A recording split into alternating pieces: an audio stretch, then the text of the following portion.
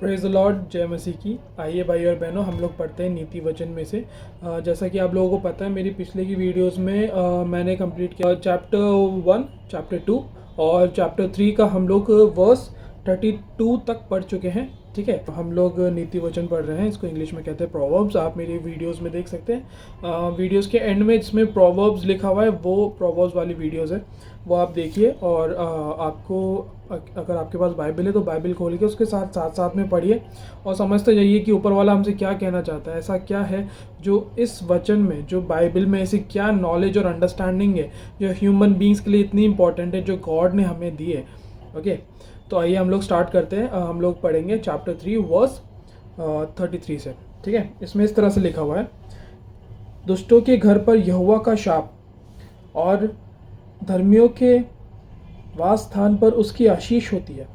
ठट्टा करने वाले से नहीं, ठट्टा करने वाले से वह निश्चय ठट्टा करता है और दीनों पर अनुग्रह करता है। मेरी हिंदी माफ़ करना, ओके, मेरे को थोड़ा सा हिंदी पढ़ने में प्रॉब्लम है। ठीक है, ठट्टा करने वालों से वह निश्चय ठट्टा करता है और दीनों पर वह अनुग्रह करता है। इसका क्या मीनिंग है? ओके, अभी जो हमने 2 वर्स पढ़े 33, 34, इसमें इस तरह से लिखा है, दुष्टों के घर पर यहोवा का श्राप और धर्मियों के वास स्थान पर उसकी आशीष होती है। ओके, जब हम माइंड में लेके चलते हैं कि कोई भी ह्यूमन बीइंग वो गलत काम क्यों करता है, जैसे हम लोग बोलते हैं ना, इसको करने दो बुरा, ऊपर वाला देख लेगा। ओके, ऐसा क्यों बोलते हैं? क्योंकि ऊपर वाला सही में देख रहा होता है, और ऊपर वाला जब अपना शाप उस इंसान पे डालता है, तब वो बोलते हैं ना, ऊपर वाला लाठी मारता है और आवाज़ भी नहीं आती। सेम वही होता है। ऊपर वाले का जो श्राप है, जो गॉड है, इस संसार के जो रचयिता हैं, जो क्रिएटर है, जब लाठी पड़ती है ना, तो दुष्टों के ऊपर इतनी मुसीबतें आती है कि वो सोच भी नहीं पाते कि मेरे साथ हो क्या रहा है। ओके, इसलिए लिखा हुआ है कि दुष्टों के घर पर श्राप। किसका श्राप? यहोवा का श्राप। यहोवा कौन? गॉड, जीसस का श्राप।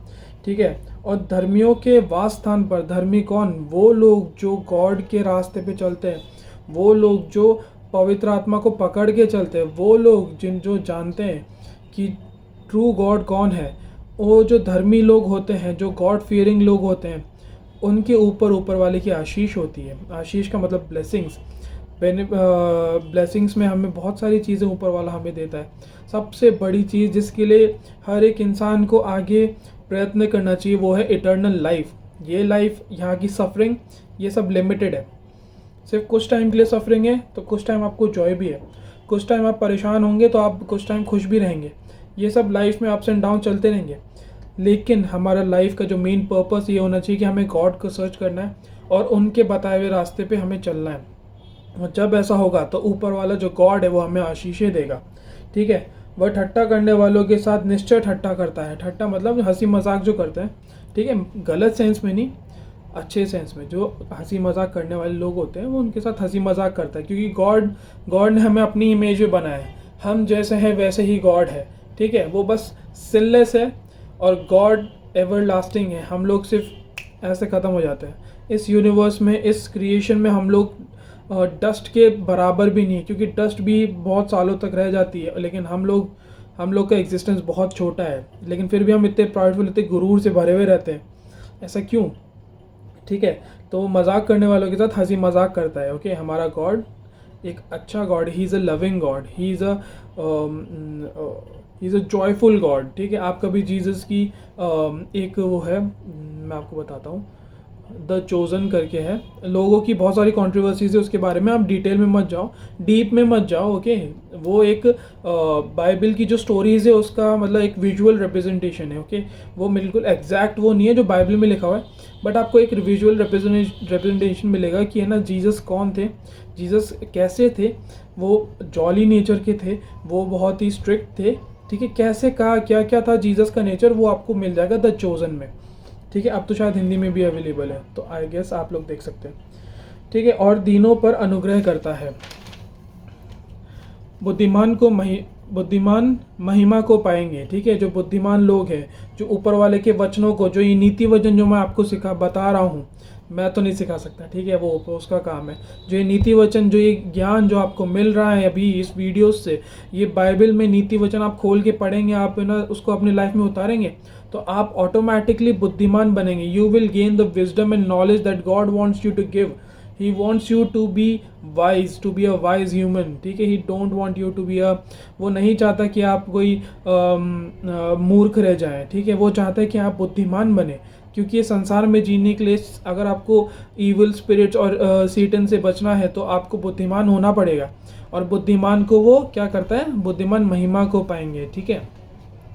और मूर्ख हो, मैंने कहा था, वो आप चाहते हैं कि आप बुद्धिमान हो, मूर्ख ना रहें। लेकिन फिर भी अगर आप अपने उस पर अगर आप मूर्ख ही बने रहना चाहते हैं तो देखिए, और मूर्खों की बढ़ती अपमान की ही होगी, ठीक है। क्या लिखा हुआ है गॉड ने कि जो मूर्ख होता है, जो दिमाग नहीं लेके चलता है, जो ईजिली दूसरों की बातों में आ जाता है, जो ईजिली डिस्ट्रैक्ट हो जाता है, जो ईजिली किसी टेम्पटेशन में पड़ जाता है, जो ईजिली एडिक्ट हो जाता है चीज़ों का, ठीक है। चाहे वो लड़की हो, चाहे वो कार हो, चाहे वो ड्रग्स हो, चाहे वो सब्सटेंस हो, चाहे वो नॉलेज हो, नॉलेज का भी एडिक्शन होता है, आपको पता है, ठीक है। तो अगर जो ईजिली एडिक्टेड हो जाता है वो बंदा मूर्ख है, ठीक है। और उस बंदे की क्या होगा, उसका सिर्फ और सिर्फ अपमान होगा। ये लिख दिया है, और जो लिख दिया है वो होता है। ऐसा नहीं है कि ये सिर्फ आज की दुनिया में एप्लीकेबल हो रहा है। जब से यीशु मसीह आए उससे पहले से ही ये एप्लीकेबल है, ठीक है। सोलोमन राजा ने लिखी है ये नीति वचन, ठीक है। उनके पहले के टाइम से एप्लीकेबल है ये। जब से ह्यूमैनिटी क्रिएट हुई है तब से एप्लीकेबल है। ये वो नॉलेज है जो सोलोमन राजा जो थे, जो किंग था, उनको होली स्पिरिट ने दिया था, और उससे इन्फ्लुएंस होके, गॉड की स्पिरिट से इन्फ्लुएंस होके उन्होंने ये वचन लिखे थे, ताकि मैं और आप समझ पाए कि गॉड हमने क्या बताना चाह रहा है, ठीक है। अब आगे देखिए, ये हो गया हमारा चैप्टर 3 खत्म। अब नेक्स्ट हम लोग चलेंगे चैप्टर 4 पे, ठीक है। चैप्टर 4 में इस तरह से लिखा है, हे मेरे पुत्र, पिता की शिक्षा सुनो, हे मेरे पुत्रों, ठीक है। अब इसमें, अब ये देखिए, इसको समझने के लिए एक थोड़ा सा अपने को अलग से माइंड में थोड़ा सा फेयर करना पड़ेगा, ठीक है, क्योंकि एक सिचुएशनल टीचिंग्स है, ठीक है। इसमें सोलोमन राजा जो थे वो बता रहे हैं कि उनके पिता उनसे क्या कहते थे, ठीक है। अब देखिए, सोलोमन राजा के जो फादर थे वो उनसे क्या कहते थे, ठीक है। वो ये कहते थे, हे मेरे पुत्रों, पिता की शिक्षा सुनो और समझ प्राप्त करने में मन लगाओ, क्योंकि मैंने तुमको उत्तम शिक्षा दी है, ठीक है। ये सोलोमन राजा के फादर उनसे कह रहे हैं, लेकिन यही सेम चीज़ जो हमारा गॉड है वो हमसे कह रहा है, ठीक है। ये सिचुएशनल अंडरस्टैंडिंग आपको समझना पड़ेगा कि है ना, ये जो अभी मैं बता रहा हूँ आपको, ये गॉड है हमारा father. He created us and he is a father, ठीक है। तो he is talking to us in this manner, ठीक है। वो हमें इस तरह से समझाना चाह रहा है कि गॉड खुद जो हमारा रचयिता है, the king of universe, the creator of universe, the one and only, he wants to talk to us. और ये हमें क्या बता रहा है, गॉड हमें क्या बता रहे हैं, जो हमारा फादर है वो हमें क्या बता रहा है, हे मेरे पुत्रों, पिता की शिक्षा सुनो, हे मेरे पुत्रों, पिता की शिक्षा सुनो और समझ प्राप्त करने में मन लगाओ। समझ प्राप्त करने में मन लगाओ, भटको मत, मजाक मस्ती मत करो, मन लगाओ, ध्यान करो, सोचो समझो जो मैं बता रहा हूँ, जो गॉड बता रहा है, ठीक है। क्योंकि मैंने तुमको उत्तम शिक्षा दी है, मेरी शिक्षा को ना छोड़ना, ठीक है। ऐसा नहीं है कि हमने आज ये बाइबल पढ़ ली और आज हमें समझ में आ गया हाँ ये करना है, और कल हम जाके वापस से उल्टे काम कर रहे हैं, ठीक है। ये नहीं करना है। और मेरी शिक्षा को ना छोड़ना, देखो मैं भी अपने पिता का पुत्र था, ये सोलोमन राजा ने बोल दिया। देखो मैं भी अपने पिता का पुत्र था, हम तो अपने गॉड के बेटे हैं। सोलोमन राजा अपने पिता के पुत्र थे, ठीक है। और माता का अकेला दुलारा था, ये सोलोमन राजा कह रहा है कि मैं अपने पिता का पुत्र था और मैं अपने माता का अकेला दुलारा था। और मेरे माता पिता मुझे ये कहकर सिखाता था, नहीं सॉरी, और मेरा पिता, हिंदी कमज़ोर, सॉरी, और मेरा पिता मुझे ये कहकर सिखाता था, तेरा मन मेरे वचन पे लगा रहे। ये हमें गॉड बोल रहा है, ओके। ये उनका पिता उन्हें सिखाता था, लेकिन ये गॉड की वर्ड्स है जो हम तक पहुँच रहे हैं, ठीक है। क्या बोल रहा है, तू मेरे वचन पर लगा रहे, तू मेरी आज्ञाओं का पालन कर, तब जीवित रहेगा, ठीक है। मैंने आपको क्या बताया कि गॉड हमसे बात करता है। ये जो वचन है, ये जो बाइबल है, ये this is the only book जो आपसे डायरेक्टली बात करेगी। ऐसा क्यों है कि बाइबल पढ़ के लोग इंस्पायर होते हैं? क्या इनमें कोई जादू टोना है? नहीं।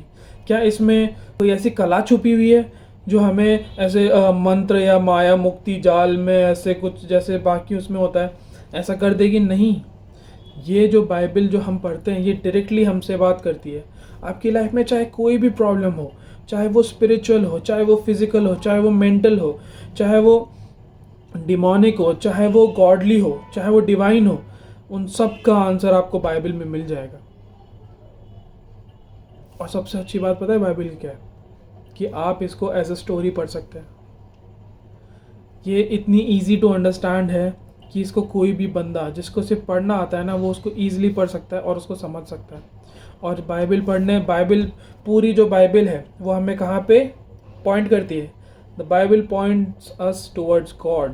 Who is God? Yahweh. Who is Yahweh? Jesus Christ, जिनका नाम ट्रांसलेशन करा गया है। हिंदी में यीशु मसीह बोलते हैं, इंग्लिश में जीसस क्राइस्ट बोलते हैं, हिब्रू में याहवे बोलते हैं। तो लोग बोलते हैं अलग अलग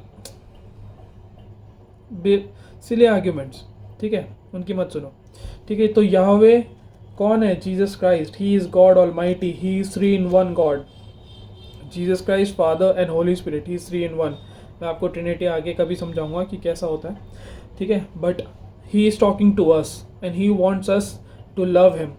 और जब हम गॉड से प्रेम रखते हैं, गॉड हमसे प्रेम रखता है, ये तो उन्होंने प्रूव कर दिया। He died for our sins on the cross.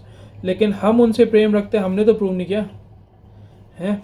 तो हमें प्रूव करना है, ये हमें लाइफ दी है गॉड ने कि हमें प्रूव करना है कि हम उनसे प्रेम रखते हैं, ठीक है। बहुत हार्ड नहीं है प्रेम रखना, it's very easy and it's very satisfying. लेकिन जब हम उनसे प्रेम रखते हैं, गॉड हमें इटर्नल लाइफ देता है, गॉड हमें ब्लेसिंग्स देता है, हमें विजडम और नॉलेज देता है। वो विजडम और नॉलेज जो हमारे लिए बहुत बहुत इंपॉर्टेंट है इस लाइफ में, और वो विजडम और नॉलेज जो हमारी हेल्प करेगा that we can go and we can live with Jesus Christ in the eternal life in heaven, and that heaven is real.